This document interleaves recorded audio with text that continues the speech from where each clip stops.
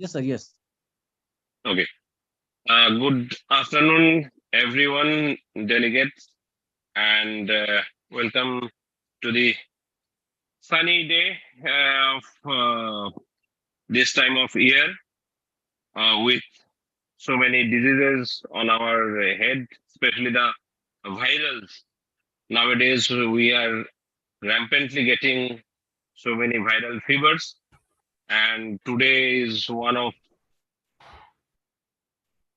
virus, but with different presentation we to discuss, and that is most important since decades. That is rabies. Before I start into the hardcore slides, I want to let you know one story about this. So, as you all know, that rabies it's a zoonosis disease transmitted by the wild varieties of animals, and rather the canine animals like the dog in 98% cases, cats, and apart from those, mongoose, jackals, foxes, and sometimes donkeys and horses are sometimes less than 1% reservoir. And nowadays, a very few, it has been found in the rodents, though we do not, we have always kept it outside our domain. But now in the northeastern part of India, it has been found with a few rodents, and definitely you know the bats. So those are wild bats and wild dogs, definitely. So these are the reservoir of viruses. And in yesteryears, in the time of 1800 era, Louis Pasteur, we everyone know who was working then in France of different diseases voluntarily and charitably. He amicably found that this uh, virus could be propagated into the rabbits, and he tried his best to propagate into the rabies, and from the rabies brain or neurons, he extracted the virus material which was, I mean, used for this vaccine. And in the year of uh, probably 1822, a 9-year-old boy named Joseph Mazer, who was attacked with, who was bitten by a rabid dog, and the vaccine was pushed into his body, and nothing happened to that boy. And eventually, the boy get out of this rabies. That put limelight on this national hero, Pasteur. He, though, was not a physician by profession, and had it been the vaccine failed, he would have killed or get punishment from the uh, king. But to his effort, to his amicable work on this, you know how many controversies, how many obstacles or hindrances were there by then, and he overcame come all these things, and uh, he started this revolution of making vaccines for the for rabies in his charitable institute. And after he was called a national hero, amicably he got the national charity, and from then he opened up this Pasteur Institute. And after that, this is a history till date. So this was the journey of making anti-rabies vaccine. And from then till date, so many things have been tried. And you know why we are discussing this uh, today? Because we know that in MBBS we had a very short time or role for this rabbit and accept this category, knowing the category and delivering the treatment. That was only with us. And there are so many questions sometimes that rise in our uh, day-to-day practice that we wouldn't answer. But I know one novel doctor. I must name his uh, uh, work and all. That is Dr. Uh, Sumit Poddar, who is an eminent researcher and very senior WHO fellow of our country and abroad. He did his remarkable jobs. I attended seminars on these reviews under him in Goa and in South India, and I got to know so many things. And he is one of the uh, author and researcher of this Travis, which we were seeing today. So why to discuss all these things? Because we have seen in our day-to-day practice that initially, the history started with 31 injections of uh, this vaccine when it was very cumbersome.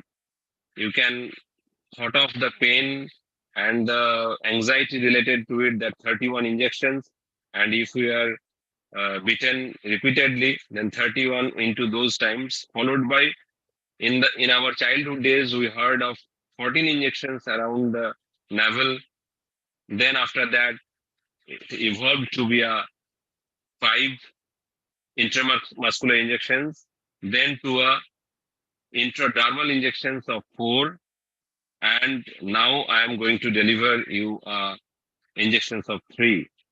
So you might raise your eyebrows by thinking that is it so always what we think of it, that you see some resistance had developed. I have seen in my colleagues that from this intramuscular to intradermal shifting, they were very much uneasy. Is it going to work?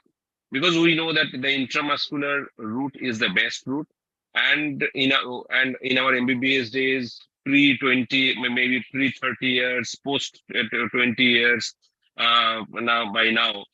We all have seen this intramuscular route and those of also 5, and we are pretty sure that that is going to work. Then this intradermal, whether the intradermal route was good or not, whether that will raise the same kind of immunogenicity in the body. So now, if you are thrown to a era that says that 3, then you will always have a question in your mind. So only thing that we can say, that the science is always advancing. Science is not at its backdrop of things, but always its era to advance. So in advancing situation that has been seen, we will discuss a bit of it, that the dosage reduction strategy in rabies management, because we saw or we see that fallout of patients from even the 5-dose regimen to 4-dose regimen. So it's very risky for the patients to fall out sometime, or even the uh, drug, I mean to say the dosage administration on non-specific day, means on the not on the specified day, but on the other day when they come to us, and we just uh, don't think for the second time. We do not sometimes reschedule the injections and we give, or sometimes we have to reschedule. So let's go for it. So our content of discussions is a rabies disease, animal bites incidences in India, epidemiology, evolution of the rabies vaccines, challenges and unmet need. So this is a novel technology that has passed the clinical study phase 2 and 3. So that is a beautiful thing. So we will know about a bit of this rabies virus. That rabies virus is a bullet-shaped virus with uh, plane at his back and circular at its front, which covers with this kind of spiky proteins called G proteins. And these, there are though among five kind of proteins that inside there are several other proteins, but G protein we have seen that that is the most important protein which causes the vaccines to be prepared. Now the epidemiology load, that is globally, 59,000 rabies deaths per year. In India, it takes one third of that, the whole global load, and definitely more than 90% deaths are in the rural areas. So definitely it's a 100% fatal disease, and with but 100% vaccine preventable disease. So that is the evolution from 1885 of non-standardized diet preparations of 31 to 14 injections to this 1976 evolution of 5 injections. And as I told you, but the important thing is that nowadays the researchers do a cell culture vaccines unless unlike the nervous tissue vaccines of yesteryears. So the current challenges are uh, that current rabies vaccines are cell culture vaccines, but the older one, those inactivated vaccines are of more than 50 years old technology with inconsistent potency, inconsistent stability, short supply, and so to decrease the compliance, these beyond 3 injections, at least 3 injections can induce a good immunity to your body. That was the thought of the researchers, and they have pretty well overcome it. That is, that is sorry a bit. So this compliance, where this compliance is a major issue, you can pretty well see in the 4 injection drive. That is the blue color and the green color. That one is the that is on your left hand side. That 47%, 30 that the blue one is the 30%. Plus 47% is the second one. In comparison to that, on the 5 injections, there's a fifth number injection that is 54% dropout cases. So that's a pretty good number. Even if the fourth injection a dropout case is 45, to a varied number, it is where the most important is that uh, just one sec, that it is literally more than 40%.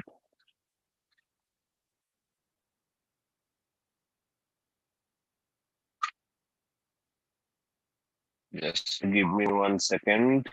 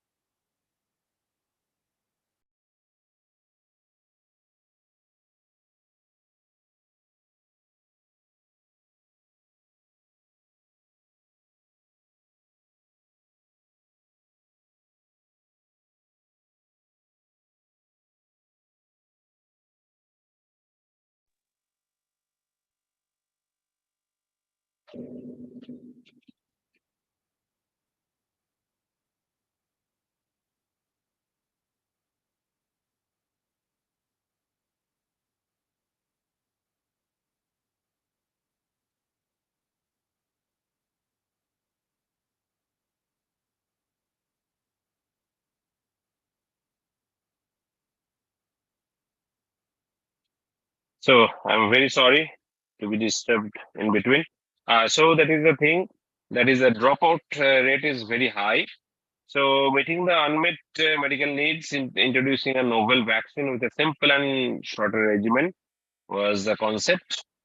And so this is it, that the Travis, which is a recombinant uh, G protein vaccine, and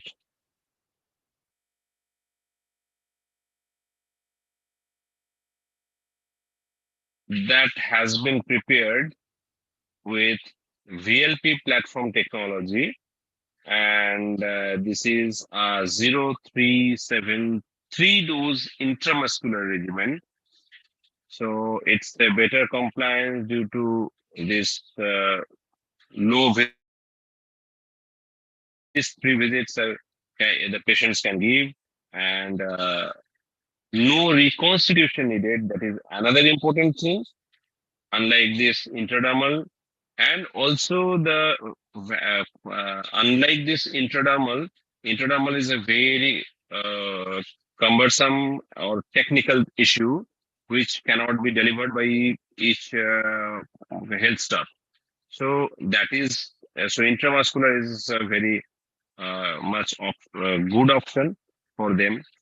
So this is it, that this vaccine has got very much good stability, and that's uh, because the previous vaccines also need a very good cold chain to maintain, though it is also to be maintained, but at least that not that much hazardous. So we can see that this vaccine, as you can see on your left hand side, that this is a viral particle. Inside it is there is a genome. So what happens? The spikes attached to it on the outside. That is, as I told, that is a G protein, which is very difficult to stabilize.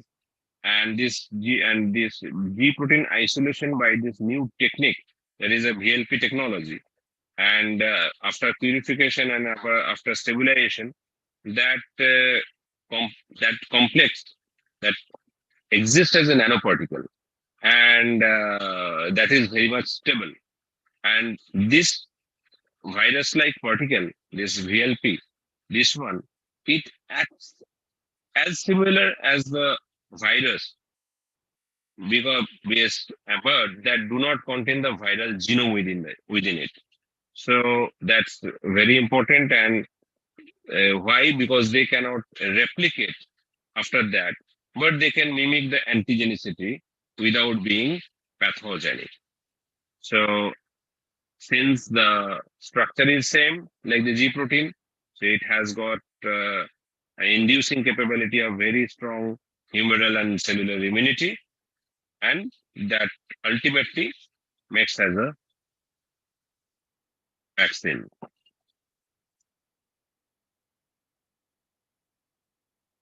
So as I told you, that's original research article, that was a novel recombinant rabies G protein vaccine, a VLP based rabies vaccines were as uh, was definitely researched by Dr. Sumit Poddar, Dr. Ashok Agarwal, Dr. Amit Soni, and Dr.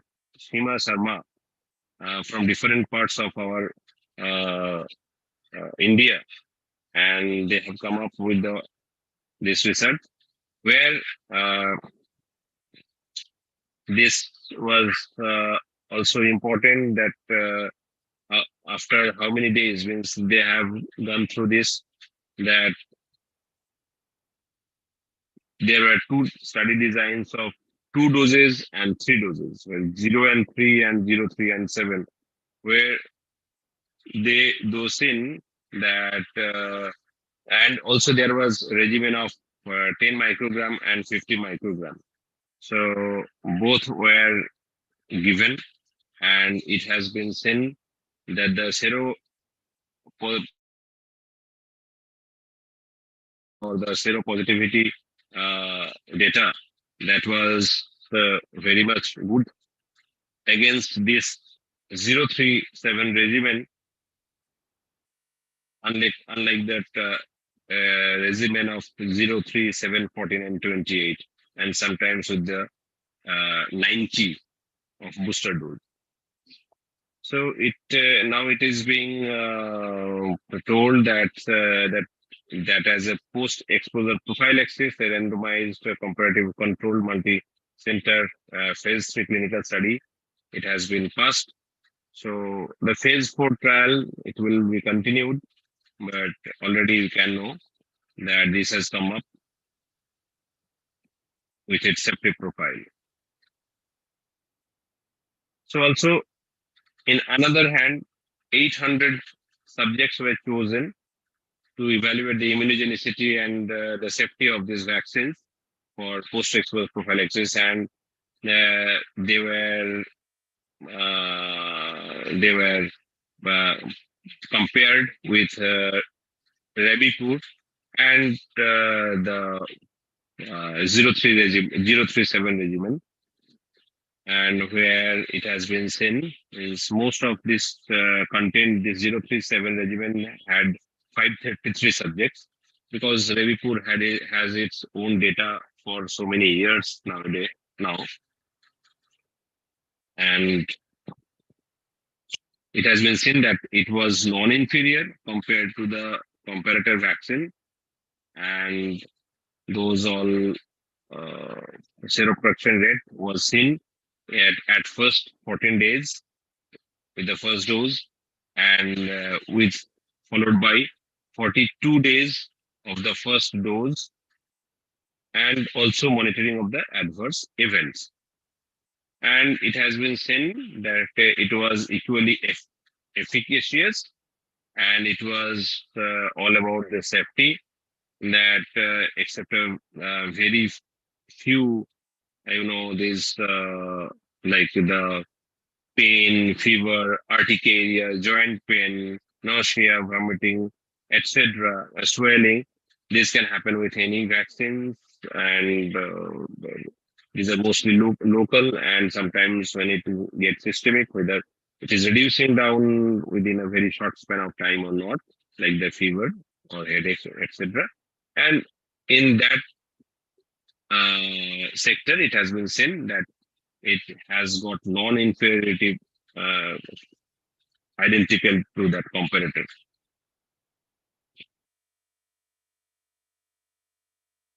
So the study conclusion was that this newer injection, Travis, the newer vaccine, was non-inferior to reference vaccine, with less adverse effects compared to the reference vaccine, and novel 3-dose that been found safe, immunogenic, and which is compared to the 5 doses of WHO pre-qualified vaccines.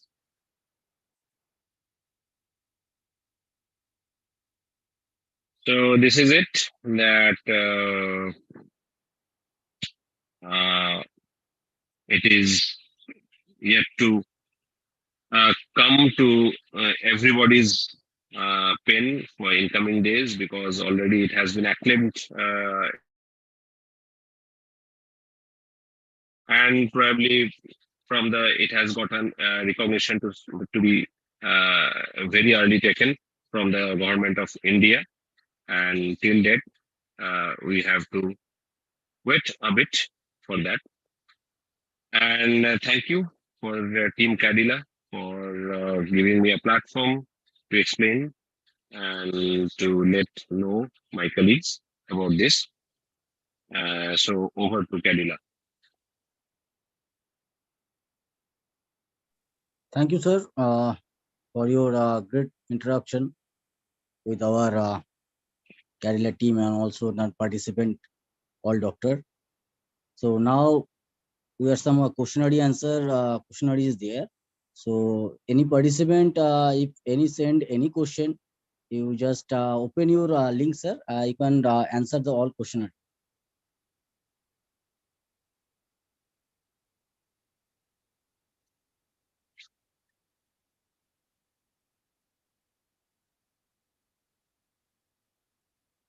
Sir বলছি আপনার ওই একটা link রয়েছে আরেকটা, ওটার মধ্যে sir কোশ্চেনারিটা আছে, ওটা আপনি খুলে দেখতে পারবেন। ওই যে ভিডিও লিঙ্কে ওটা, হ্যাঁ কোশ্চেনারি দেখতে পারবেন, ওটা চেক করে নিন।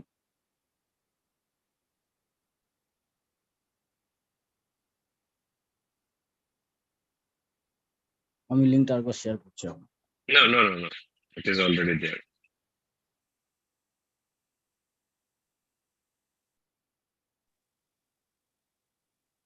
So chat box, it has got no question till date.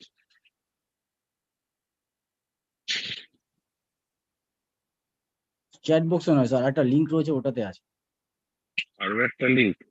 হ্যাঁ ওই যেটার মধ্যে ওই যে ভিডিওটা, আপনার ভিডিওটা লাইভ হচ্ছে সেটাতেই আছে, ওই যেটা প্রথমে সেকেন্ড লিঙ্কটা আমি দেখিয়ে দিচ্ছি আগে, পাঠিয়ে দিচ্ছি। আচ্ছা ঠিক আছে, আপনার পাঠানো আছে, আমি দেখে নিচ্ছি। হ্যাঁ হ্যাঁ আমি না দেখছি। সেটাতেই তো এটা আসছে, আপনার ওই হ্যাঁ ওই লিঙ্ক এটাই এই যে আসছে। সেকেন্ড, আমি করে দিচ্ছি এই যে।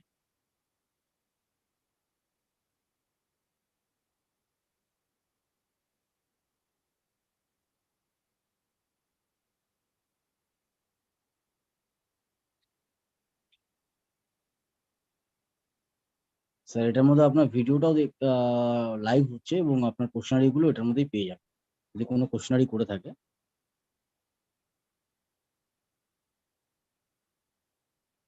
Okay. Can we provide this to children? So since it has come with the data of safety and efficacy to everyone, and definitely I have a question too with the Cadilla too. I'll ask it later, and when it's now before you people also. Like, can we provide these doses to children? Yes, why not? Because that has been it is this vaccination drive, this uh, research is being done in among all category of patients, means exposure who had this post exposure, and it has been found nothing inferior in the data which has been shown, and it has got no adverse effect. So jolly well you can give it in the children. Uh, and but yes, definitely the WHO side, and the first it has to be yes, not from the WHO side and from the government of India, that you can wait up to that time, that whether because it's in the, definitely it has passed the phase 3 trial, and phase 4 trial, that goes on and on and on. So that take years, and after that you get this thing from the community, I mean to say data from the community. And until and unless that it's your choice whether you want to go with the previous uh, uh, vaccine drives or the newer one, but it is definitely safe.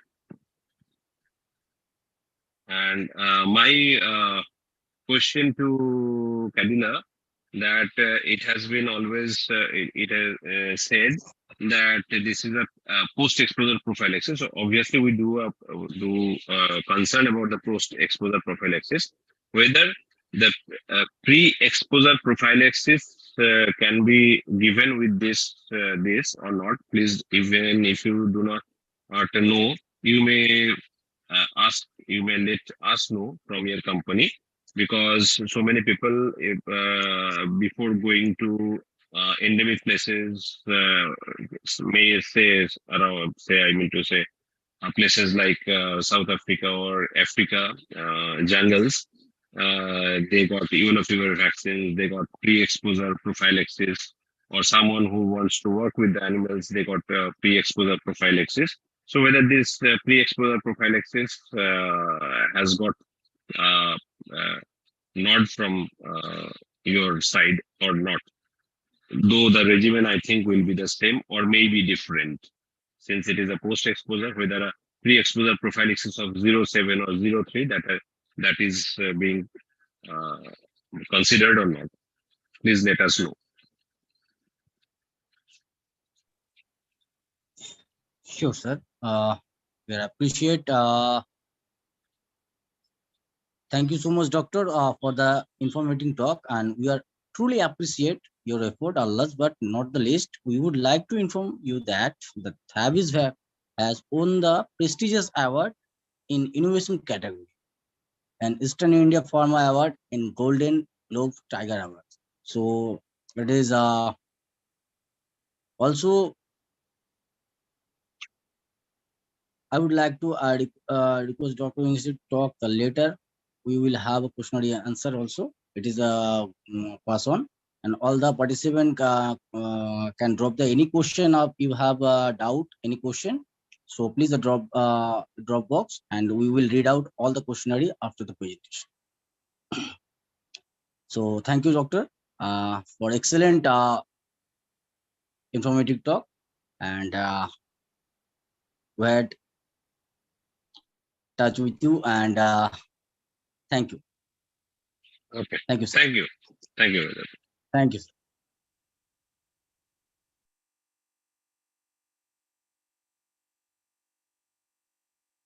रजत, आपने doctor से experience नहीं पूछा therapies का, और आपका mobile भी चल रहा था, साथ में क्वेश्चन आंसर भी चल रहे थे। आपने डॉक्टर को कोई एक्सपीरियंस पूछा था? किसका सर? कौन सा? रैबीज का एक्सपीरियंस पूछा आपने? कैसा एक्सपीरियंस है आपका? डॉक्टर ने बताया कुछ? हाँ, बताया ना सर ने, क्वेश्चन किया ना सर ने अभी कैडिला से, तो क्वेश्चन किया एक पीएमटी से। स्पीकर क्वेश्चन पूछेगा तो स्पीकर से क्वेश्चन प्रोग्राम से पहले पूछना चाहिए था ना रजत। लाइव शो में डॉक्टर आपको क्वेश्चन पूछ रहा है, क्या क्वेश्चन पूछा डॉक्टर ने? नहीं, वो डॉक्टर ने क्वेश्चन था ना सर का, जो थाबिस के थोड़ा कैडिला से पूछेंगे बाद में, बोला था सर ने। क्या क्वेश्चन? मेरे को क्वेश्चन बताओगे? नहीं बोलेगा सर। एक क्या बोल रहा था, साउथ अफ्रीका या कुछ डोजेस में 0 to 3 इसमें कुछ, मैं सर को पूछ लूंगा, मेरा थोड़ा समझ बाहर चला गया। आप वेबिनार में ही थे ना? हमारा मॉक जब हुआ था, मॉक में एक बिल्कुल simple question, we have simple thing I already told so many times after the presentation, you should ask doctor about his experience with rabies. वो आपने कभी पूछा ही नहीं। I was in the webinar, you didn't ask him. क्यों? Question क्यों नहीं पूछ रहे हो यार? आप पूछो ना डॉक्टर को, एक्सपीरियंस बताइए अपने, वो सब क्यों नहीं पूछ रहे हो? नॉट डन यार रजत, आपके पास अपॉर्चुनिटी है, खत्म कर रहे हो खाली। उसको पूछो सर आपने। सर वो मेरा तो एक्चुअली पूछा नहीं, क्योंकि मेरा ऑलरेडी प्रिस्क्राइबर है, तो इसलिए ऑलरेडी प्रिस्क्राइबर है। He is a prescriber, that's why you should ask him about the questions, right Rajat? इसलिए नहीं। Hello Sandeep sir. हाँ जी। मैं लाइव स्ट्रीम ऑफ कर दूं? आप लाइव है अभी? या ऑफ कर दीजिए, कोई है नहीं।